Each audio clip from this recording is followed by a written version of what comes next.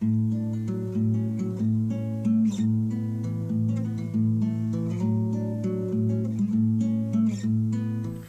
everybody, welcome back to Conscientious Omnivore. My name is Pal. Today's video I am going to be talking to you guys about some of the things going on in the world and some of the things that may seem at first like I'm pretty depressed and bummed about them, and then I'm going to give you guys some hope, hopefully, and I'm going to where I do feel things are going in a good direction and where I think we need to focus our energy and efforts. So yeah, without any further ado, basically I'll get into kind of what I see as the negative things going on. There's a lot to be said for that. There is a lot of bad things going on in the world. Right now I'm just going to focus on a couple things, environmental wise and just kind of like human wise. And the first thing that I want to say is that I think a lot of people who probably watch this channel are fans. You are probably happy that Trump has lost the U.S. election and that we have a new president there. But really what I want to say is that, I'm getting really kind of worried and frustrated because what I see is a lot of people who, kind of fought hard to make sure that Trump did not win. Now they are getting kind of complacent with Biden, and I don't think that that is a good thing long term. I think it's very dangerous. I think Biden is not going to solve the world's problems, and he's not going to solve all of America's problems, and he's not going to solve your problems. He's not going to solve any problems except keep the status quo going as long as he can for the uber wealthy and the people who have been doing just fine all along, whether it's been Trump or whether it's been Obama or whoever's been in power before. So let's just jump right into it. Sad kind of, day here. People thought, okay, the first day he canceled the Keystone pipeline permit, but as you'll read if you kind of read up on a few articles, he's authorized, a bunch of new drilling already. There's 31 new drilling permits authorized on federal land and coastal waters.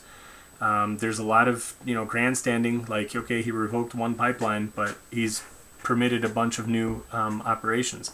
There is, a lot of kind of information out there showing that the large oil companies are actually quite happy and looking forward to a Biden administration. They think they will have a good year under Biden due to the stimulus and all the kind of spending and infrastructure improvements and whatever. Basically, a recovering economy means big business for big oil, and they're actually quite happy about it. So I would encourage everybody to read these articles. I'll have the links in the description, like I always do. Check those out. I'm just saying that don't expect Biden to be this kind of savior. He's not going to be having us all on green power and solar and wind anytime soon. If anything, the things that they're doing are actually kind of a boon for big oil. Now, am I saying that it would have been any better under Trump? Absolutely not. I don't think it would have been any better, and in fact, possibly even worse. But I'm just trying to tell people that this is not the solution. Biden is not going to be the solution. Another thing, from the human aspect, as I kind of briefly alluded to, he campaigned on a promise that he's going to get the separated migrant children back to their parents on day one.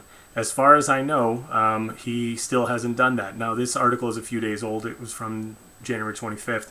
But to my understanding and to my knowledge, that has still not happened. I know it's kind of difficult, but to kind of campaign on something and then not deliver it is pretty, pretty telling. So I would just say, again, look into the things that are going on, and you'll quickly realize that, one politician isn't that different from another.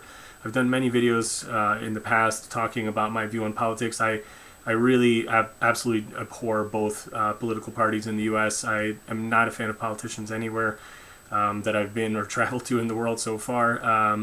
They all, to me, seem to be like a bunch of liars and people who are only in it for themselves and their wealthy buddies and cronies. So, I don't anticipate that, any of these things that are campaign promises are going to actually be delivered unless it's a good photo op and kind of a good press story to look at show people like, oh, look at how awesome I am.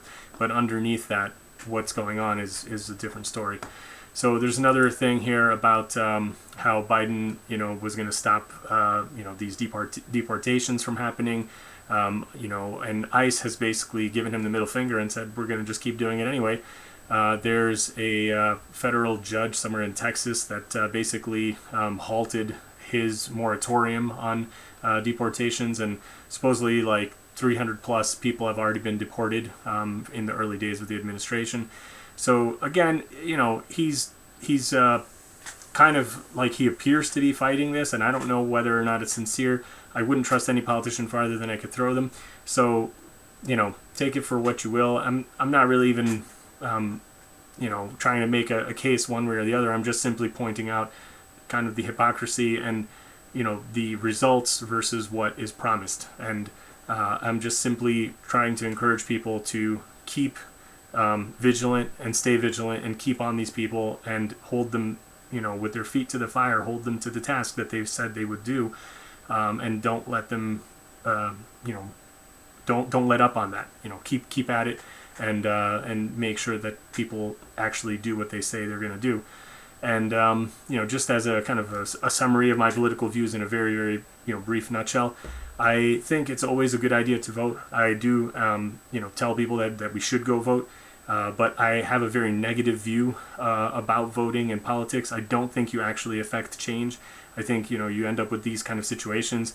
Anytime anybody comes around and says, please vote for this third-party candidate so we can have real change, everybody says, no, you can't vote. You'll throw away your vote.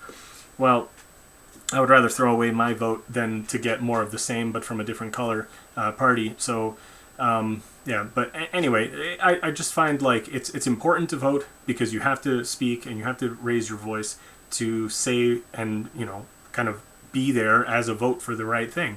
But it certainly doesn't actually get us that much. That's my view of it. And what I advocate for is to actually go and take action yourself as an individual and be, doing what you can with what you have for things, be responsible for things that you actually have control over. So this is, again, why I advocate strongly for veganism. I think that that is something that is within the power of, most people. Anybody who's watching this, if you have, access to the internet and you have a smartphone or a computer, you're probably able to be vegan. I do understand that there are people who might not be because of, they might be even homeless but still have access to videos. So that's not the place that I want to argue this. But really, I think most people nowadays can be vegan if they would like to be, and that is something that you have the power to do. Then that is something you should do. Don't use the excuse that some people might not be able to do it, therefore you won't do it. If you can, you should do it. You're responsible for your own actions, and that's the kind of big thing that I want to focus on, is taking action, locally, and thinking globally, being aware of these issues. Going to vote, but then don't just stop there and think, okay, I voted for the guy that wasn't Trump, and therefore everything's going to be okay, and now I don't have to do anything, and I don't have to pay attention anymore. So I think, that's the message. Pay attention, keep doing things, and keep looking for things that you can do as an individual. So anyway, with that, I want to highlight a thing that's actually happening tomorrow. And I do apologize, depending on, of course, of when you're seeing this, it might be too late for you to attend this event, but I want to highlight an event that I will be attending virtually tomorrow on February 6th. It is a rancher advocacy program panel Zoom meeting that will be happening tomorrow. And I actually only recently came across this organization on Twitter. It seems like it's probably run by the same people who do the Rowdy Girl Sanctuary. If you don't know about them, definitely check them out. Seems like I think it's maybe the same people doing it, but anyway, check it out and check out this Twitter post. If you don't follow me on Twitter, you can follow me there too. I've shared it there as well. But again, I'll have this link as well. And the reason why I came across it was that they shared this article with this wonderful person, Peter Albrecht, who seems to be just like an awesome person, and I want to spend a little time here in this video talking about him and his efforts and kind of what he's done. But basically, this is somebody who has been doing a small-scale veganic farm for about 10 years now with his partner and his children. Excuse me. I'm still getting over my cold here, or my throat infection. But anyway, this guy is, he's got a small veganic farm in Sweden. And he just seems like such an awesome guy. He's been vegan since 2001, I believe, so over 20 years, or about 20 years, I should say. And yeah, he and his partner Selma, they run this vegan homestead, and they have 3 kids. They live there. They teach their kids about, you know, veganic growing and all this kind of stuff. And this article is wonderful. This interview is from about a year ago, I think, or maybe a little over a year ago.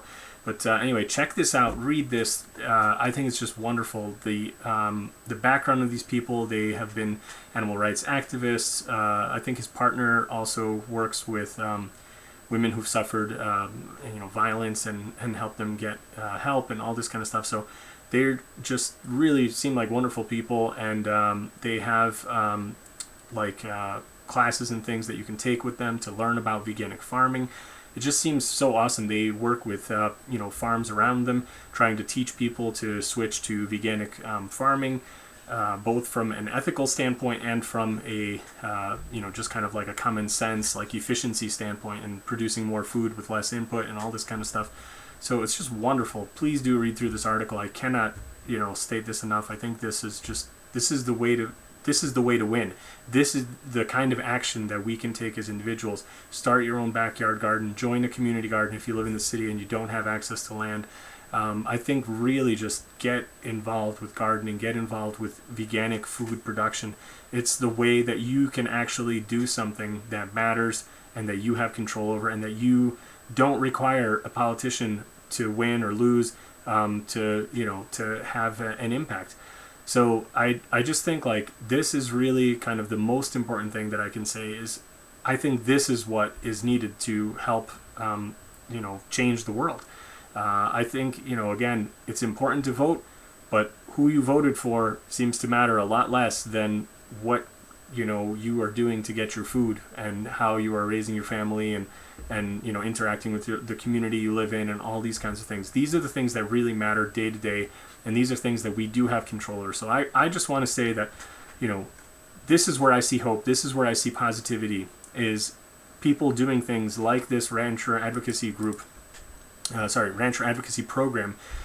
They are basically putting on a panel where they are going to have people like Peter on and talking to people who are actual ranchers, actual farmers who, you know, their livelihood is basically the exploitation of animals, and they want to convince these people to change to veganic farming. And they are going to have people like Peter and other people on the panel who can talk to them from personal experience and you know, tell them that this works, that it can be done. I've done articles talking about veganic farming before in some of my news live streams. I've covered, you know, people in Greece doing this, other areas of the world. It is possible. This guy's in Sweden. It's not a tropical area by any means, although he is kind of in the southern part of Sweden. But still, I mean, that's a pretty northern climate. It's kind of in line with like the middle of the UK or so. And you know, so many times people just love to say, well, it can't be done here because it's cold and we have winters, and how do you produce fruit and food to eat during the winter? Well, check out what this guy is doing. Check out what he's doing to grow, you know, pulses and various, you know, protein sources and squashes and all these kinds of things that can be stored easily, greens that can be grown even in winter sometimes, especially with like a simple greenhouse, even an unheated greenhouse. Yeah, I mean, check out what this guy's doing and you know, try to see if you can get something like this happening on your own. I think you know, if you're watching this in time, you should still be able to hopefully register. If you go to the rancheradvocacy.org website, they have the summit link. They've already done one of these earlier in the year, and earlier, which means the end of last year is when they did it in November, I think.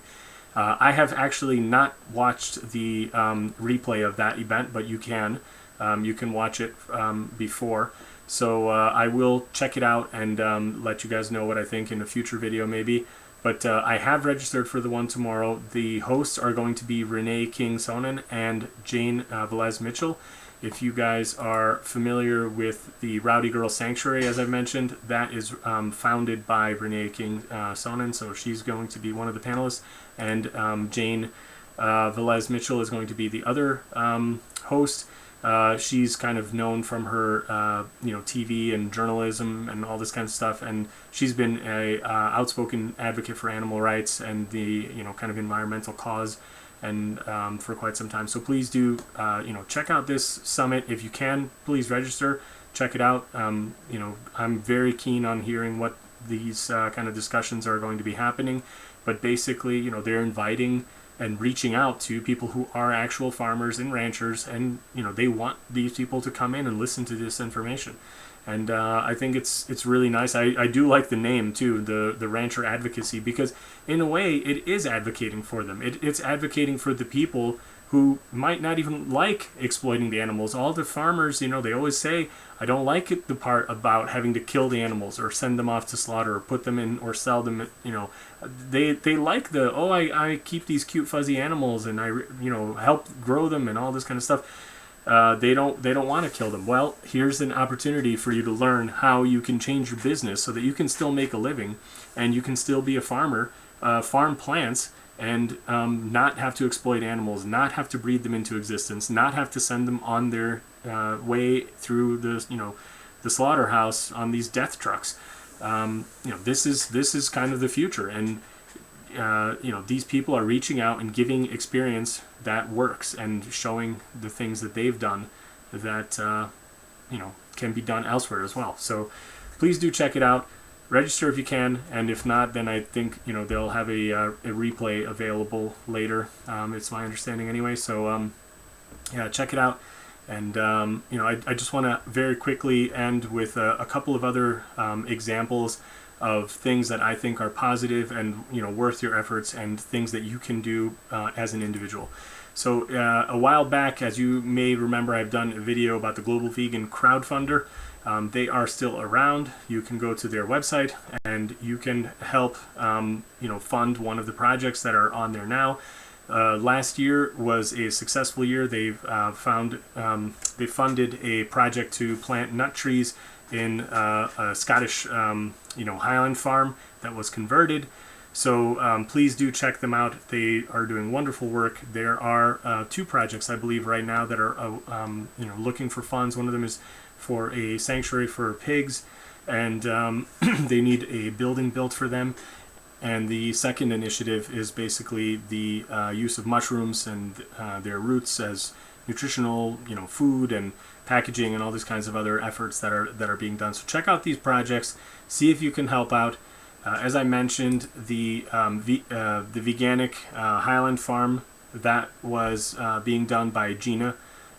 She has a YouTube page. I will try to poke her to get some new videos up of the nut trees as they are now, but you can see the effort of when they got planted and the fields where they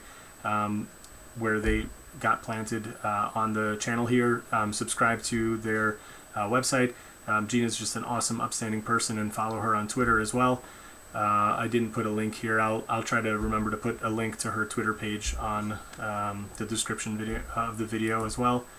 And then really I just want to end by saying that a long time ago I did a video about some books that I found to be really helpful and inspirational, and one of the books was the One Straw Revolution by Masanobu Fukuoka.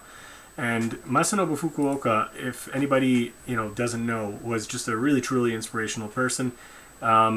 He was the person who wrote the One Straw Revolution. It was just massively important to me. I think I read it right around the time I was going vegan, and it was hugely inspirational. It's really what got me into gardening.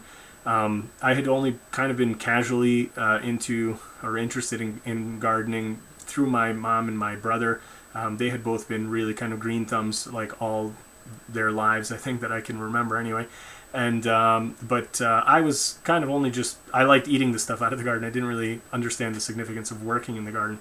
But reading Fukuoka's book has really kind of like opened up my eyes to see the potential of what kind of change can be affected by gardening and becoming a gardener.